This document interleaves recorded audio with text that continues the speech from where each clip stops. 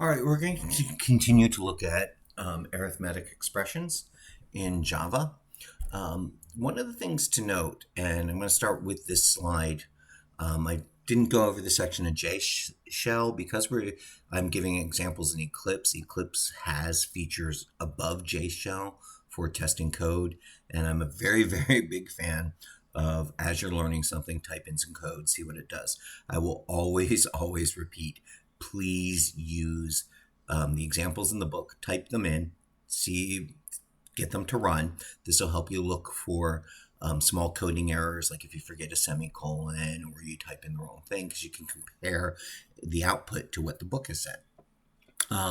One of the things we want to do then is once you've typed something in, change some things.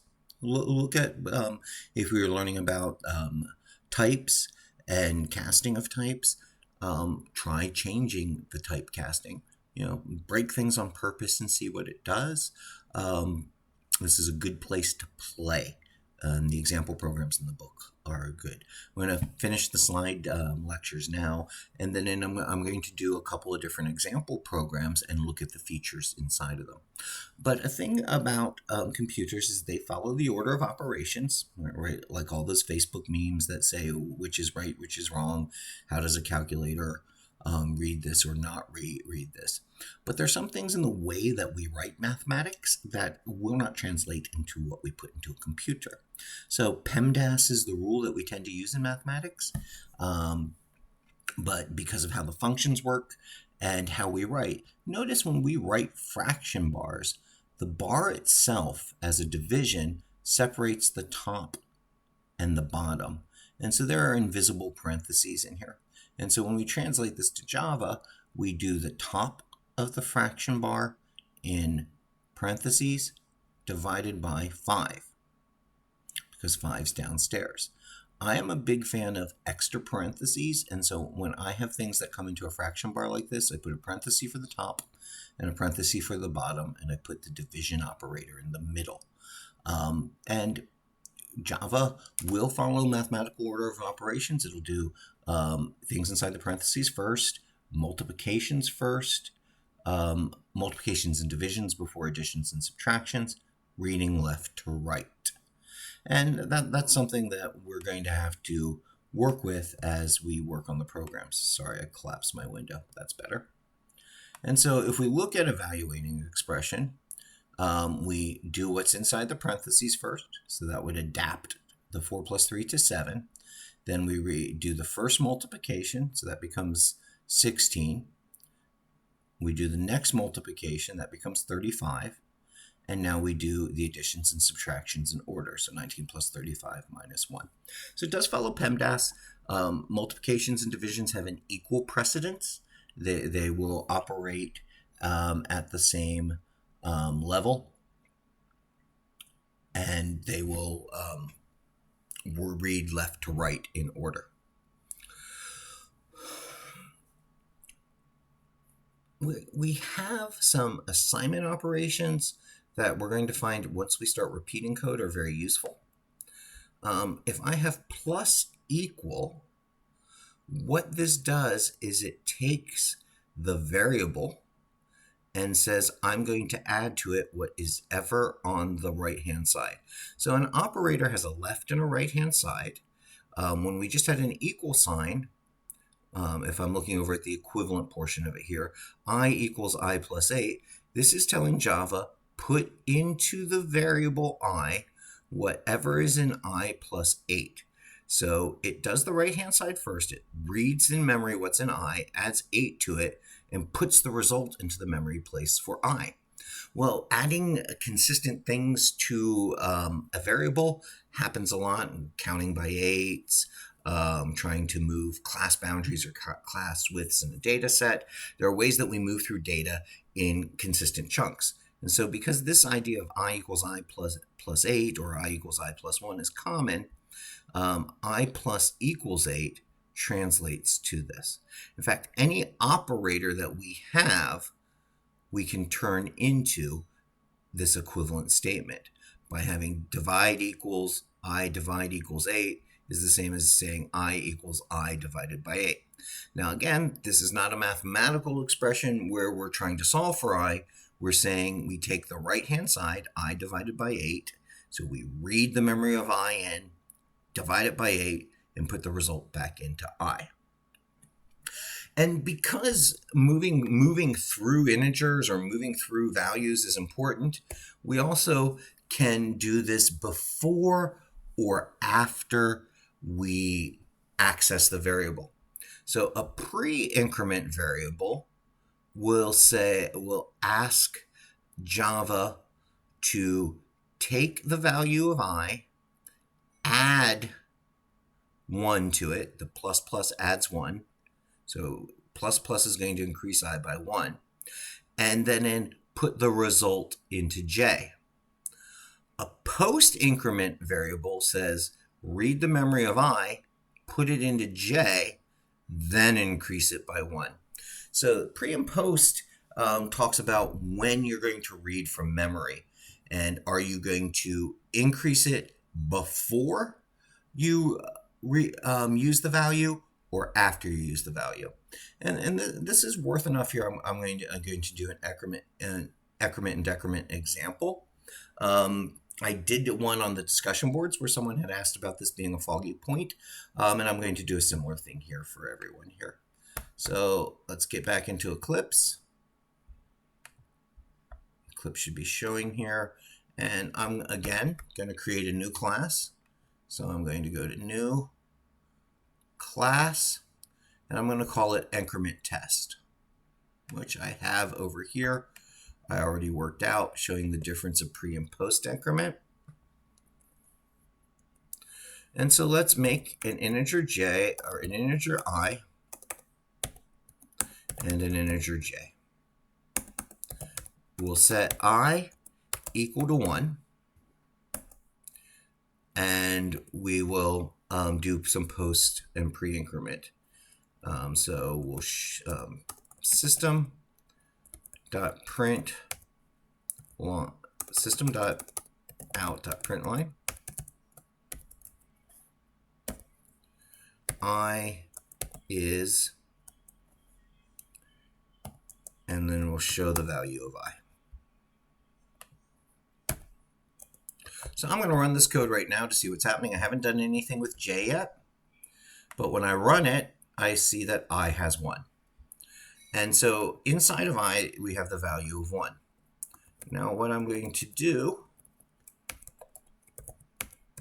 is do a pre and a post increment to it.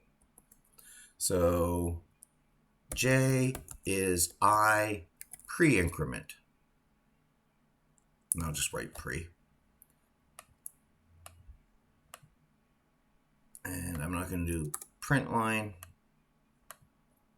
I'm going to come down here and say J equals pre-increment. So plus plus in front of I is going to increase I by 1 and then read the value. And so now I'll print what's in J.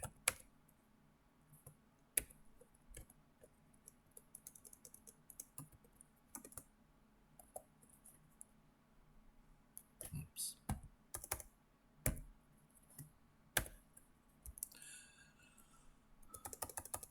Print line J.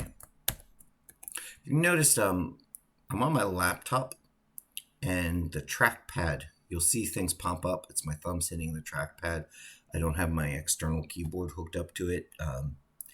I'll fix that. I'm not liking all the windows popping up. I normally have it on a docking station, but I was having a problem with my writing tab on the docking station, which you saw on the last week's lecture when I was trying to write the bits. I had to use the mouse. So I'm changing my setup a little bit to flow freely. This is the same laptop I take to my in-class lectures, and I'm doing the same thing for demonstrations here. I'm trying to get the recording to be the same between the two. We'll get there. And hopefully we can convey information. But notice what happens to J, or I, I'm sorry. So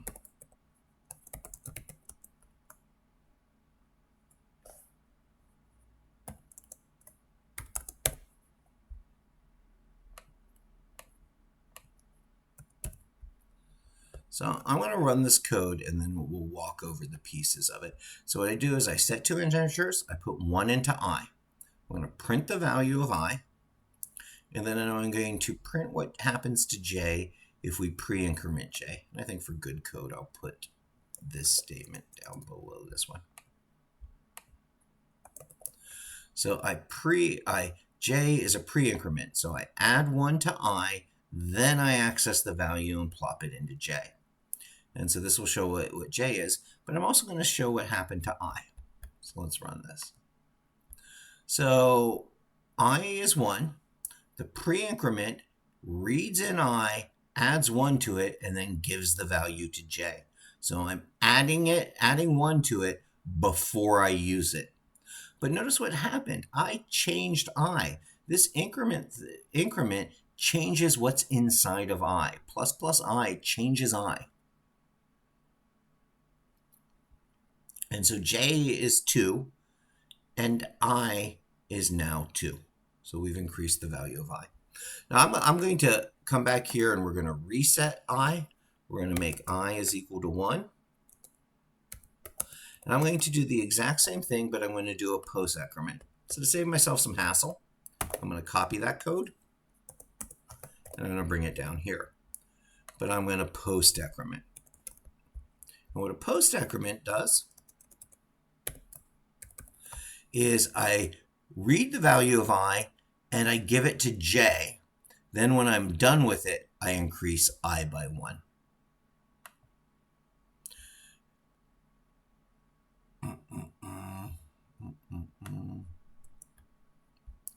Let's see. So here's my pre-increment. And then I come down, I reset. So we'll look at the output. I do my pre-increment line. So I show you I is 1. I do a pre-increment on I. And so j is 2, and I is 2. I reset my value of I to 1. And I do a post-increment assignment to j. So j gets the 1, but I has switched to 2. So again, to be specific, when I do a pre-increment, I change the value inside the memory space for I, and I pass that changed value to j. When I do a post-increment, I pass the value of I to j as it is, then I change it in memory for I. So pre and post increment is a useful way to move through values. And it depends on how you want to use the value, if you want to change it first or use the current value. And you'll find that we'll have things called counters that will be able to count through our variables. And we might want the nature of the variable before that change. We might want the nature of the variable after that change. And pre and post lets us get that choice. And we can do the same thing with minus minus. That subtracts 1 from the variable. And pre and post increment and decrement helps us work our way through the variables. So, and here the book does an example where it sets I to 10, and it's going to do 10 times I post decrement. So this would be 10 times 10, and I then increases by 1. In a pre-decrement, then this would be 10 times 11, and then in the value, and so because the value of I is increased in memory, and then it's multiplied by the new integer.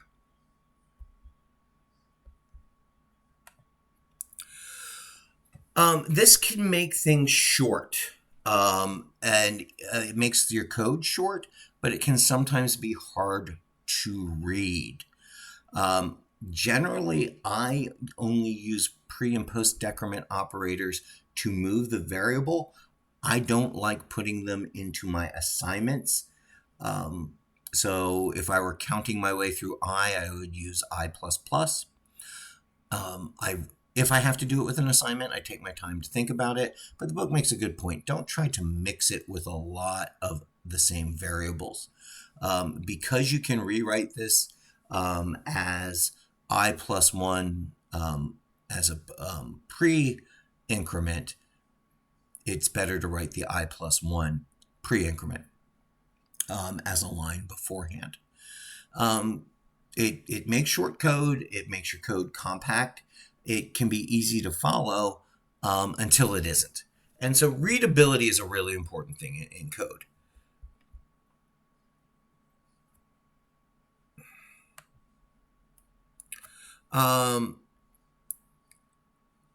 We can use pre and post decrements as statements as their own. And so using plus variable and variable plus is a statement in its own right because it's changing the content of a variable. All right, and what we want to look at here next is type conversion of variables and how we can change the types. When we use a variable of a smaller type into a longer type or of a different value of type, Java's got to know what to do with the memory on it. And so let's type this code in here and see what it does. So we're just going to do byte I equals 100, long k equals I times 3 plus 4, and double d equals I times 3.1 plus k divided by 2.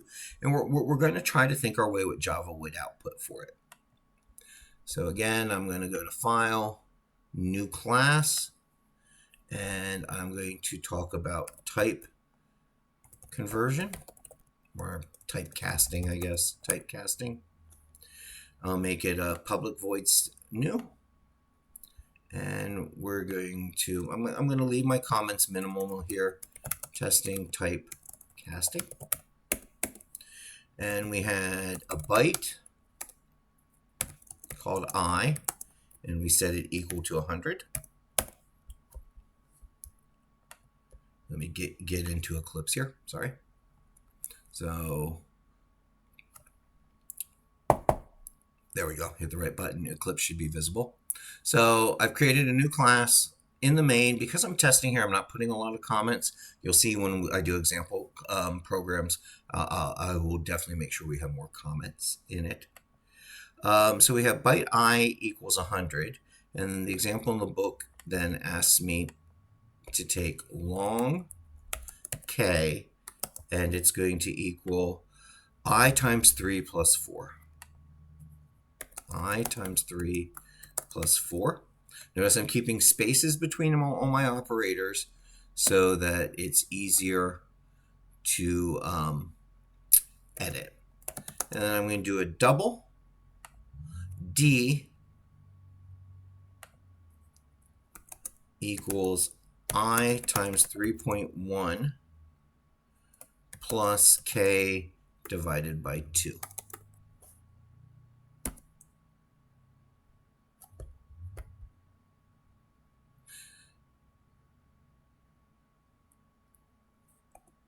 And then what we're going to do is we're going to print out the different variables. So print line I is, and we'll print the contents of variable I there. System.out.println k is,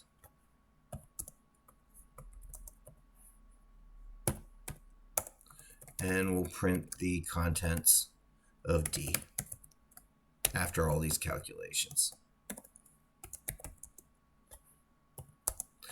Again, I will always stress when seeing certain examples, especially concepts that you're trying to learn, running the code or just printing what's in your variables to the screen. When I'm having a problem with a piece of code and I don't know what's happening, a lot of times I'll put in a system.out.println. In fact, actually, there's some statements you can make that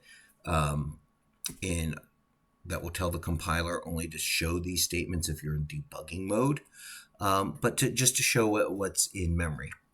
And so I'm peeking into my memory here to see what's happening. So I equals 100. We should definitely get 100 in the value here. Then this is going to 100 times 3 plus 4, but it's as a byte. So we're hoping Java converts this to a long because a byte can fit inside of a long. Then we come down here, it's going to have 100 times 3.1. Well, that result should be a decimal, which should fit in the double. So we're hoping Java converts I to a double, plus k divided by 2. Here we have a question, though. This is an integer division. So would this give me 50? Or I'm sorry, would this give me a decimal plus? Well, let's look at it. So let's run this. And so we get I is 100. K is 300 plus 4. It's 304. That works. And then let's see, a 310 plus 304 divided by 2. Well, what is 304 divided by 2? It's 152. And so it works out nicely. And that Java's compiler is changing type for us.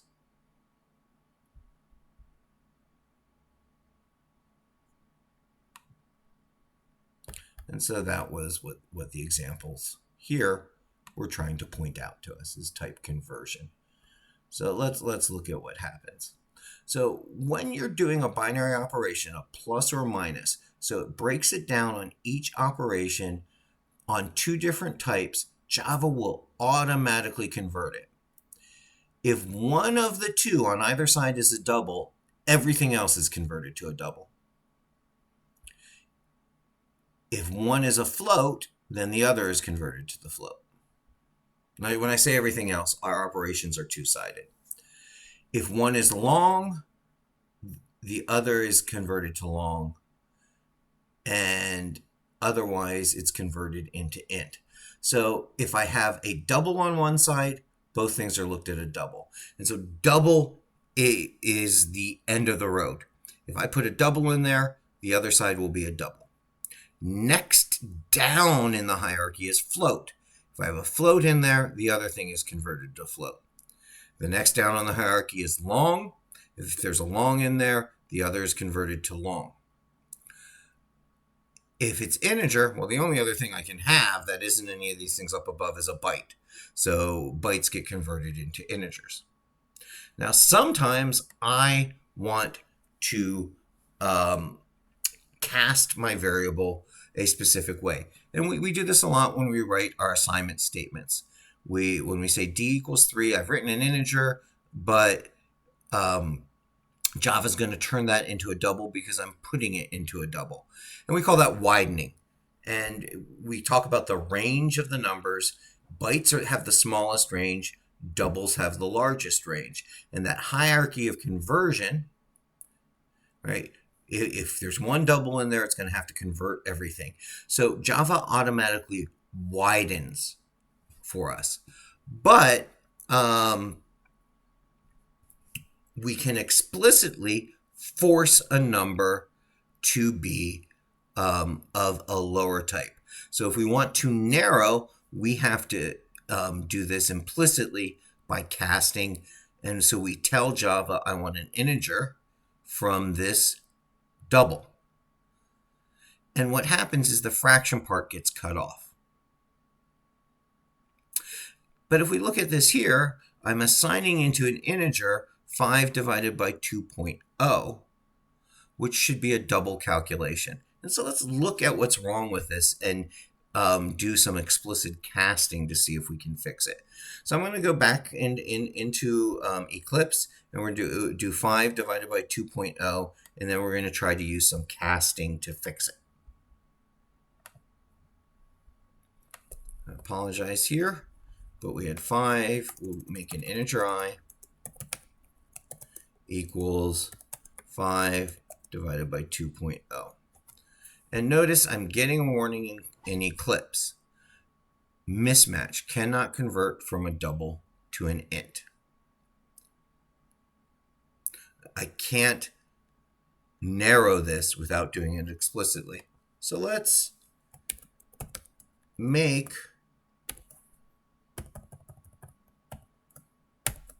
the whole thing become an integer. So this fixed my casting problem. I'm just going to print I to the screen. So what I did is the result of this division, I'm going to turn to an integer. Well, is Java going to be able to do this? Well, Java, it's implicit. It says I have a double, so I'm going to do this as a double division. So I'm going to get 5 divided by 2, which is 2.5. And then we're going to turn it to an integer, so it's going to chop off the decimal, and so we'll get 2. And so we get 2. And I took the whole thing and I turned it to an integer. Well, let's make the integer happen here. And so I'm going to change this to 5 divided by the integer value of the decimal that comes here. Well, we also get a 2 because we have remainder division. Let's see if I can think of a case. Let's change this so we can look at a different case. Now, again, I really want to stress, notice what I'm doing here. I have a system where I can run a program back and forth, and I have some questions and I want to see different output. So I'm just changing my code and seeing what happens. So let's do an integer, and instead of doing 5 divided by 2 in my casting, let's do 5 divided by 3. So 5 divided by 3 in decimals, 3 goes into 5 once with 2 left over, so we get like a 1.66, but this should drop the decimal place, and we get 1.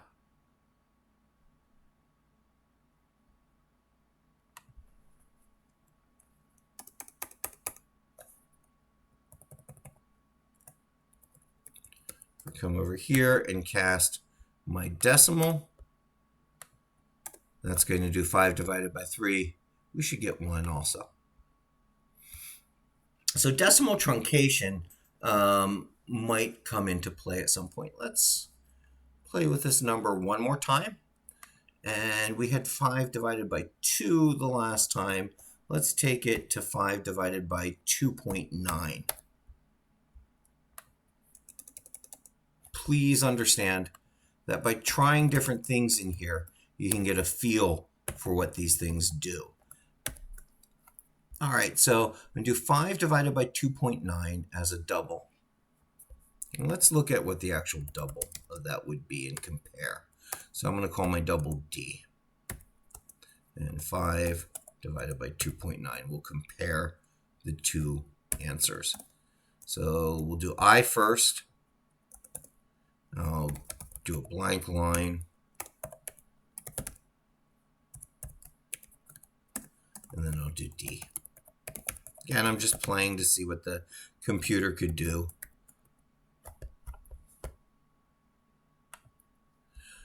So this comes to 1.724 as the actual result. Now, when I cast the whole thing as an integer, it chops off the decimal point. Let's go back and just cast the denominator as an integer.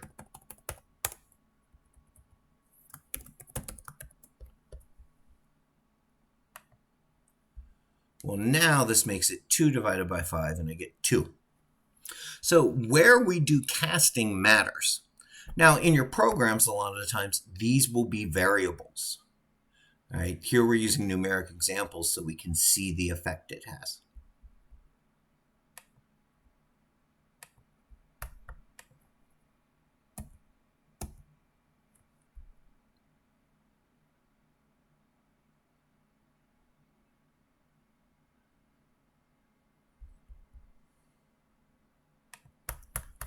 There we go, back to the slide.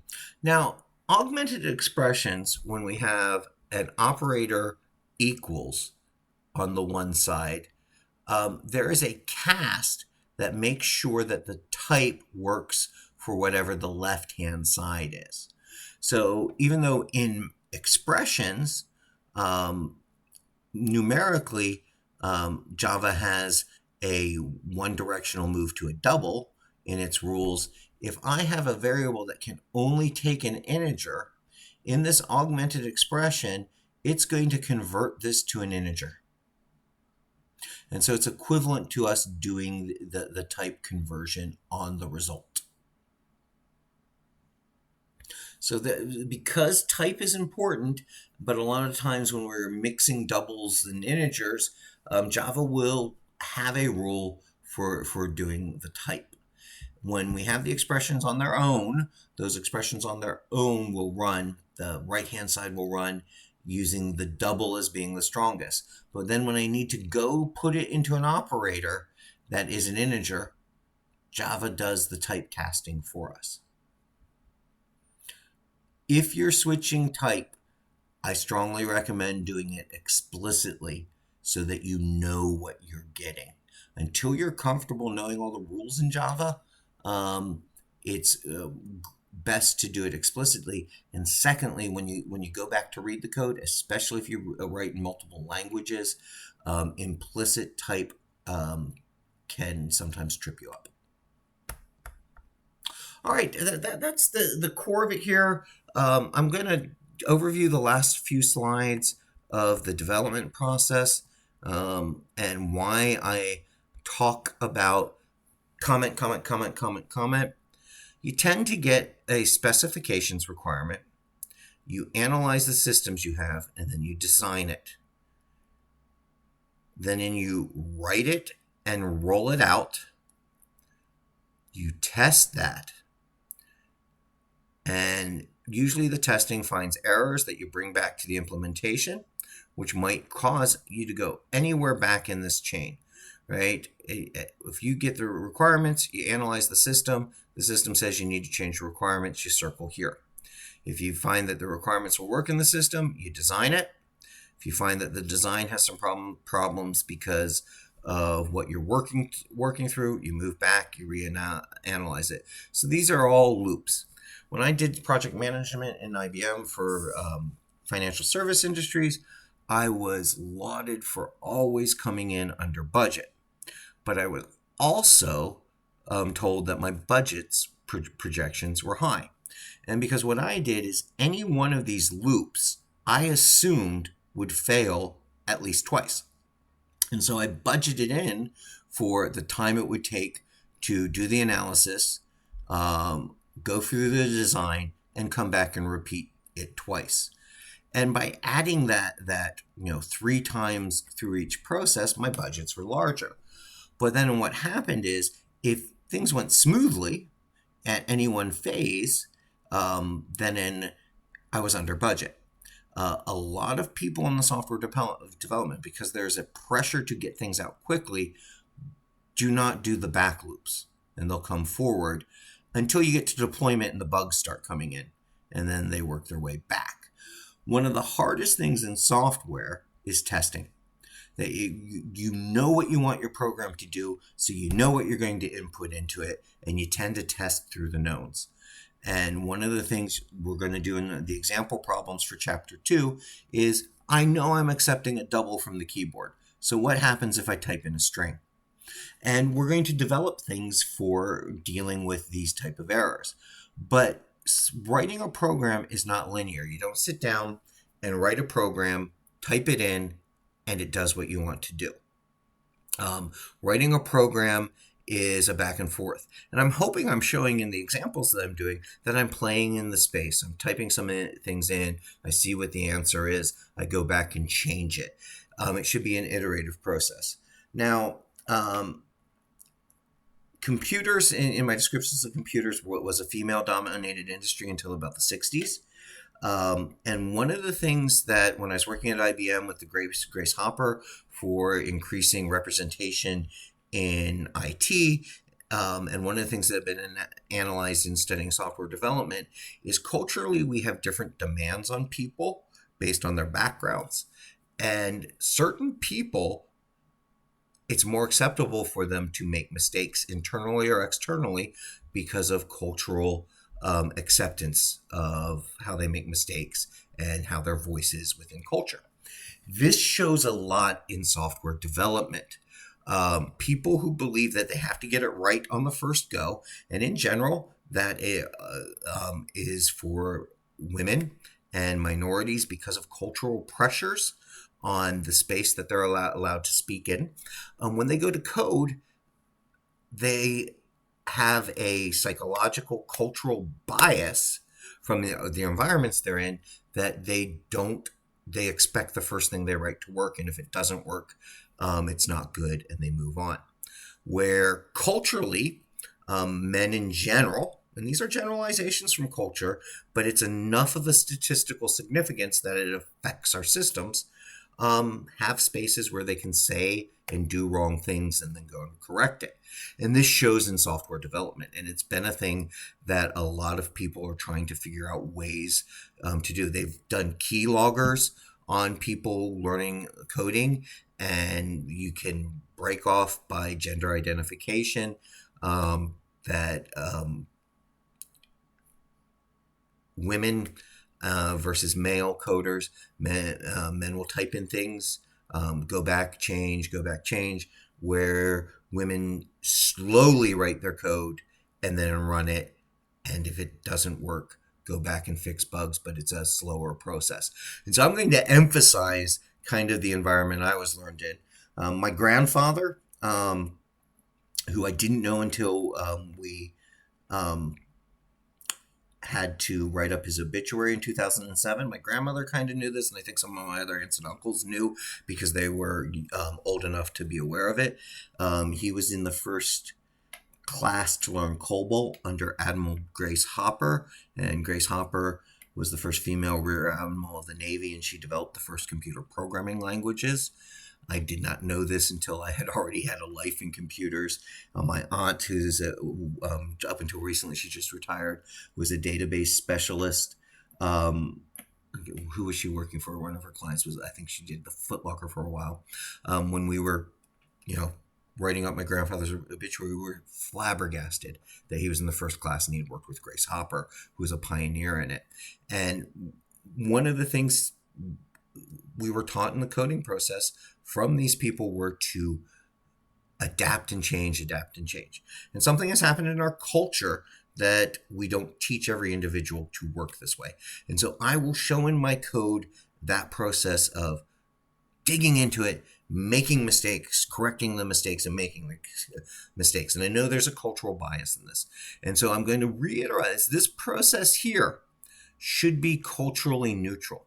This is something that everyone should be working towards, but because of how we're raised, a lot of people are afraid of making a mistake and then correcting the mistakes. And I will say, working in business, the pressure to have this work perfectly the first time leads to development styles that a lot of in the deployment phase, you're letting your users find the bug, and then your programmers are patching constantly. And we kind of if you hear me rail against Microsoft, that was my thing against Windows, is the bugs were fixed by the users reporting them, more of the testing in it, and it's why you have to have Windows update running constantly. And I'll say that's a decade-old argument that's better. So what we're really hoping for here is that in every step of a program, and let me come over here, when you are doing something, and why Eclipse is great for this, you run it, you see what happens. Oh, this is the result I didn't want. I wanted this to really be a double cast into an integer because of how my variables are coming. You come back and you change it. Whoops, and I made an error. What did I do wrong? Oh, I forgot to do this as a cast. And that's okay that I made an error. Didn't do anything horrible. I typed it in wrong, and I fix it. And Eclipse makes a great environment that you can, as you're writing your code, run it, see if there's any errors in it, and then add things to it. Let's say I know with my quick little prints here that I'm getting the numbers I want. Now I can come back in and actually take the time to write 5 divided by 2.9 is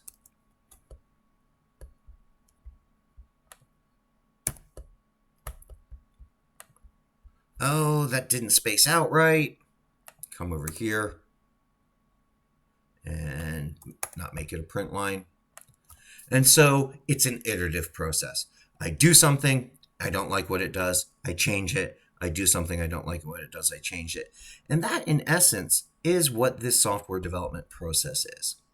I have struggled with people that aren't comfortable, and I know some of you have told me this is your first time programming, and I see the nervousness in the questions back and forth, and you will see me over and over again go, try something, see what it does. And this is a mindset that's hard to get. I'm not, I know I pointed out cultural things that will get in the way of the mindset, but also we have everyone wants a perfect grade. And so we want the perfection from the beginning. I have found in my life learning mathematics and learning computers, the perfection comes at the end. You spend loads of time making mistakes and learning from the mistakes. And outside of the gender division that we see in programming, the current course of people coming out of our high schools, we're asking for test metrics and perfection, but we're not giving enough room to make mistakes and then correct them. You're going to find if you give me programs and I see big mistakes in them or mistakes in them, I'm going to grade it as is and I'm going to send it back to you, and we're going to have a software development process. You can go back, you can fix it, and you can send me the fix. And so this is a whole process where in the requirement specifications, we understand the problem, we write down what the software needs to do. It's a macro level. I need to calculate the area of the circle, but I don't know what the radius is, so the user needs to input the radius. Then we go, okay, well, our system has Java installed in it, so we're going to write it in Java. We don't have the memory to do large GUIs, so we're going to do it in the command line. And then if it doesn't work, come back, we know we need it in a GUI. You come back in and we change the analysis. Because we use fairly simple problems in this book, we're really these three things will really quickly come into one. We'll design our program based on the fact that we are in the system we're in, and we know the inputs and output limitations. So we'll design our code using like scanner to get things in from a file or from the keyboard. We'll do some, and we'll implement it. Then we'll run tests on our data.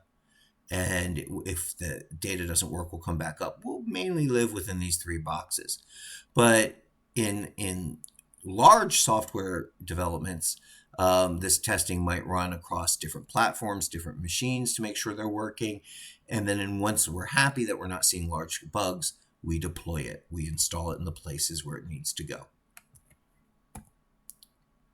And when I say the designing the system components, that's our programming here for us. And I think I really commented on everything. The book calls IPO input, process, output. I've already stated in the first video, and you're going to see when I set up our example programs and post those up for this week, that I tend to break my code into sections. I actually have initialize, get input, process the input, output, and then cleanup. So I have at the beginning of this an initialization and a cleanup phase. But definitely the idea is look at what your inputs are, look what you need to do with the inputs, and how you need to display it. And if you just focus on the IPO, you can block out your code even before you write any code. And then in test. The first example problem we do here, I'll show you what testing looks like when we run it. And then where most software lives is in maintenance. Things go out, bugs come in, You have to figure out what caused the bugs. And maintenance doesn't always go into the deployment phase. A lot of times maintenance bugs will have to come back up into system design. You miss something in the system design or it's not working on a particular box. And so I see the maintenance as popping all the way back up here. But generally our reporting schemes go back here. For those people in CIS that you might be working in IT help desks or IT, this software rollout and system process doesn't just deal with programming. It deals with laying out your network. It deals with laying out your desktops. And it deals with the software you install on your desktops for your users. And in the maintenance phase, you're getting your trouble tickets, and you can go back in and maybe the user didn't have the right prerequisites installed for a program. You install it and fix. And if that doesn't work, sometimes the bug gets escalated up and it might be tested by the software developers or the platform developers.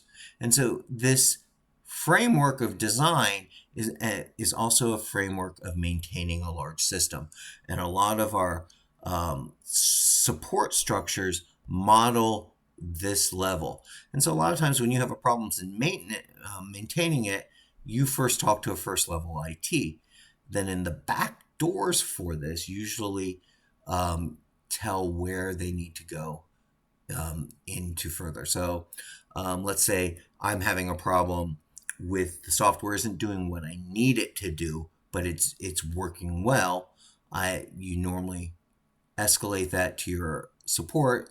They'll look at that, and that's actually a feature request. So that comes back up to system analysis and design, or even specification design. So moving your way back through here gets put into our structure of how we respond. And the larger the framework you're working on, the more the support structures to carry this communication matter. But we're going to look at it specifically from a programming standpoint, and IPO is the thing we're going to go. All right, that's the lecture part. If you were in an in-person class, the other part of the week would be devoted for doing practice problems. If you're on the online class, I'm going to do some more videos on the practice problems.